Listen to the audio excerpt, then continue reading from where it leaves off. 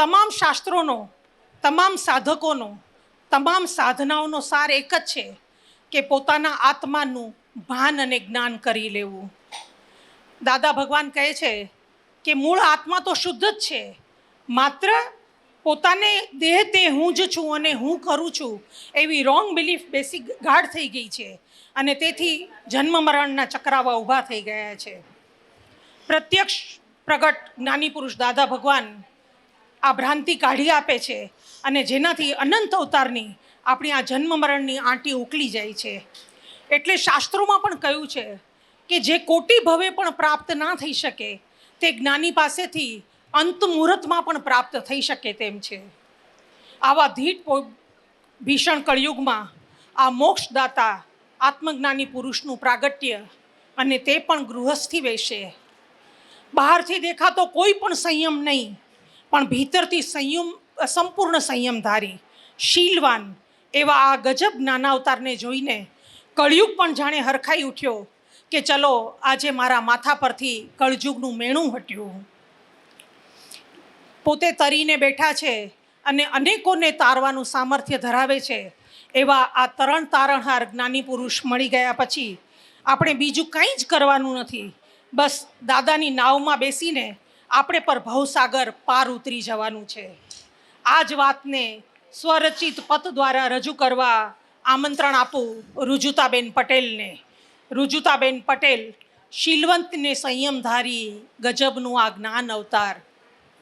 એ પદની સાથે એમને સાથ આપશે ભૂમિબેન પટેલ, ડૉક્ટર કૃષ્ણા પટેલ અને પાયલબેન. રુજુતાબેન શીલવંત ને સંયમધારી ગજબનો જ્ઞાન અવતાર. જય સચ્ચિદાનંદ. શીલવંત ને સંયમધારી,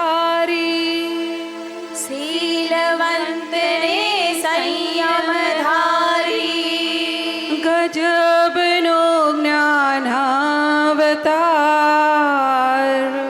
ગજબનો જ્ઞાનાવતાર અનુપમ સર્વજ્ઞ પદધારી, અનુપમ સર્વજ્ઞ પદધારી સૌના તરણ તારણહાર, સૌના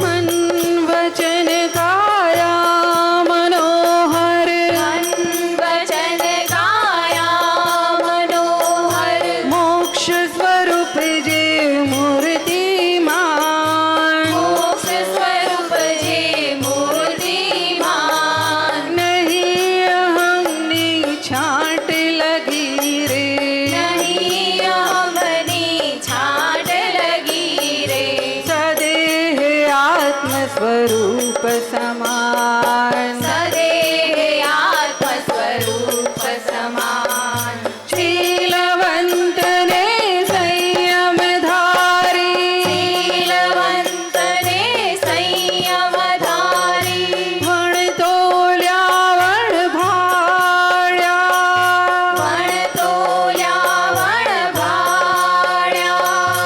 આપ્ત પુરુષના વર્ણવાય આપ્ત પુરુષના વર્ણવાય અનુભવાય તો અનુભવી લે અનુભવાય તો અનુભવી લે પ્રેમ તણો ગાઘર છલકાય શુદ્ધ પ્રેમ તણો ગાગર છલકાય શીલવંતને સંયમ ધારી શીલવંતને સંયમ ધારી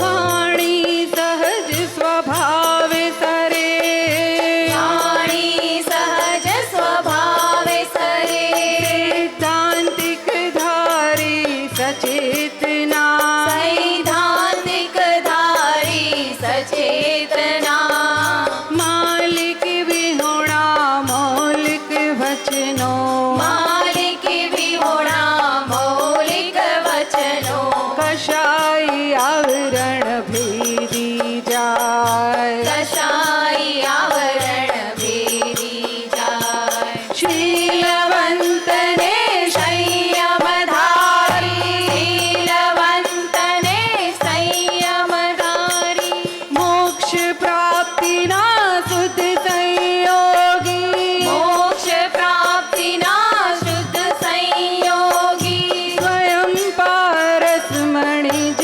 કહેવાય સ્વયં પારસમણિ જ કહેવાય કામ કાઢી લો કામ કાઢી લો કામ કાઢી લો કામ કાઢી લો કામ કાઢી લો કામ કાઢી લો કામ કાઢી લો કામ કાઢી લો કાળ પ્રવાહ વહ્યો જાય કાળ પ્રવાહ વહ્યો જાય શીલવંતને સંયમ ધારી શીલવંતને સંયમ ધારી શીલવંતને સંયમ ધારી શીલવંતને સંયમ ધારી સૌના તરણ તારણહાર સૌના તરણ તારણહાર સદેહ આત્મ સ્વરૂપ સમાન સદેહ આત્મ સ્વરૂપ સમાન પ્રગટ રૂપે સર્વશક્તિમાન પ્રગટ રૂપે સર્વશક્તિમાન સૌના તરણ તારણહાર સૌના તરણ તારણહાર સૌના તરણ તારણહાર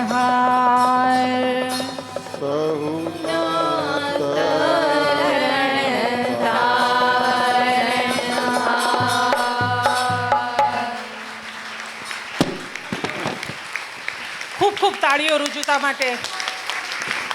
બહુ સુંદર રચના રુજુતા, અને બહુ સરસ રીતે અભિવ્યક્તિ કરી બધાએ. ખૂબ ખૂબ ધન્યવાદ સૌનો. અનંત અવતારથી આપણે જપ તપ ધ્યાન ઉપવાસ દાન બધું જ કર્યું, પણ છતાંય કોઈ છૂટવાના અણસાર દેખાયા નહીં, ઉલટા બંધન વધતા જ ગયા. 184ની ભૂલ ભૂલામણીમાં 184ની ભૂલ ભૂલામણીમાં પુનરાવર્તન યા પરિવર્તન. 184ની ભૂલ ભૂલામણીમાં પુનરાવર્તન યા પરિવર્તન. પાપ છાંડે એટલે પાપથી દૂર ભાગે, પાપ છાંડે પુણ્ય માંડે એટલે કે પુણ્ય કરે, પાપથી દૂર રહે અને પુણ્ય કરે તો એ પરિણામ જગ સંવર્ધન. પાપ છાંડે પુણ્ય માંડે તો એ પરિણામ જગ સંવર્ધન. કેમ? તો કે સજીવન મૂર્તિ મળી નહોતી. આ પદમાં પણ રુજુતાબેને ગાયું કે સજીવન મૂર્તિ મૂળ નિમિત્ત એ પ્રકટ રૂપે સર્વશક્તિમાન. કૃપાળુ દેવે પણ ખૂબ જ સુંદર અને માર્મિક કહ્યું છે કે સજીવન મૂર્તિના લક્ષ્ય વગર જે કંઈ પણ કરવામાં આવે છે તે જીવને બંધન છે. સજીવન મૂર્તિના લક્ષ્ય વગર તો આત્મ વિચાર પણ ના ઉગે એવું કૃપાળુ દેવ કહે છે. હવે જો આત્માનો વિચાર પણ ના ઉગે તો પછી મોક્ષ પ્રાપ્તિની વાત તો ક્યાં રહી? એટલે મોક્ષ માર્ગ માટે સજીવન મૂર્તિની ખૂબ જ કિંમત રહેલી છે. અને સજીવન મૂર્તિ મળી જાય તો બીજું કંઈ જ કરવાનું નથી, બસ તેમની પૂઠે પૂઠે એટલે કે તેમની આજ્ઞાધીનપણે આપણે વહી જવાનું છે.